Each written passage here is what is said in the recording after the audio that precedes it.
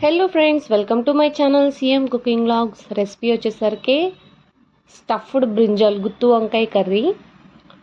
So ఒక జార్లో గసగసాలు, అల్లము, ఎల్లుల్లిపాయ, పచ్చిమిర్చి, అలాగే ఒక ఉల్లిపాయ తీసుకొని మనం పేస్ట్ చేసుకోవాలి మెత్తగా. సో ఆ పేస్ట్ చేసుకున్న పేస్ట్ని పక్కన పెట్టి దాంట్లోకి ఒక స్పూను లేదా 2 స్పూన్స్ కారం వేసుకొని తగినంత సాల్ట్ వేసుకొని, అంటే 2 స్పూన్స్ తీసుకున్నాను సాల్ట్, అది వేసుకొని మిక్సీ పట్టుకోవాలి. జీలకర్ర కొంచెం కూడా వేసుకోవాలి, అట్లా మిక్సీ పేస్ట్ అవుతుంది. ఇప్పుడు గుత్తు వంకాయని అట్లాగా 4 పార్ట్స్గా కట్ చేసుకొని, అంటే పూర్తిగా కట్ చేయొద్దు, ఎడ్జ్లో కొంచెం ఉంచాలి కట్ చేయకుండా. అప్పుడు అది పుచ్చుందా లేదా అని చూసుకోవాలి. పుచ్చు వచ్చింది, కట్ చేసి పక్కన పెట్టేశాను. అట్లా 4 సైడ్స్ కట్ చేసుకొని చూసుకోవాలి పుచ్చుందా లేదా అని చెప్పేసి. చూసుకున్న తర్వాత ఏదైతే మనం స్టఫ్ చేసుకొని రెడీగా ఉంచుకున్నామో దాన్ని ఆ 4 పార్ట్స్ వేసుకున్న పీసెస్కి ఇన్సర్ట్ చేయాలి. సో అట్లా చేసి పక్కన పెట్టుకోవాలి. అలా పక్కన పెట్టుకొని స్టవ్ మీద ఒక బాండీ తీసుకొని, బాండీలో ఒక 5 స్పూన్స్ ఆయిల్ తీసుకున్నాను. ఆయిల్ హీట్ అయిన తర్వాత ఏవైతే స్టఫ్డ్ బ్రింజల్ ఉందో అది తీసుకొచ్చి ఆయిల్లో వేసుకోవాలి. సో అట్లా వేసుకున్న తర్వాత అవి మగ్గుతాయి, ఇట్లా ఏగుతాయి. నల్లగా ఉంది అంటే ఏమీ కాదు,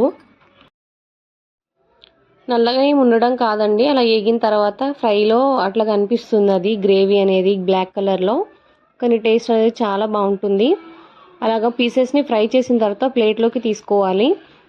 అలాగా ప్లేట్లోకి తీసుకున్న తర్వాత బాండీ తీసుకొని 5 స్పూన్స్ ఆయిల్ ఏదైతే పోసుకొని ఉంచుకున్నామో ఫ్రై చేసిన ఆయిల్లోనే తాలింపు గింజలు, కొంచెం జీలకర్ర తీసుకొని కొంచెం వేగనివ్వాలి. అవి వేగిన తర్వాత కరివేపాకు తీసుకోవాలి. అవి కూడా ఫ్రై అయిన తర్వాత మనం ఏదైతే స్టఫ్ పెట్టామో గుత్తి వంకాయలో, సో ఆ స్టఫ్ని, అంటే ఆ పేస్ట్ అంతటిని తీసుకొని ఆయిల్లో వేసి ఫ్రై చేయాలి. సో కొంచెం పసుపు వేసాను, అది కొంచెం సాల్ట్ వేసాను, అంటే 1 స్పూన్ సాల్ట్ తీసుకున్నాను. సో అదంతా ఏగుతుంది. ఏగిన తర్వాత ఏవైతే మనం ముక్కలు తీసి పక్కన పెట్టుకున్నామో గుత్తి వంకాయ ముక్కలు, అవన్నీ తీసుకొని మనం ఈ గ్రేవీలో వేయాలి. ఆల్రెడీ ఈ గ్రేవీలో ఉప్పు, కారం అన్నీ సరిపడా ఉన్నాయి, మళ్ళీ ప్రత్యేకంగా వేసుకోవాల్సిన నెసెసిటీ ఉండదు.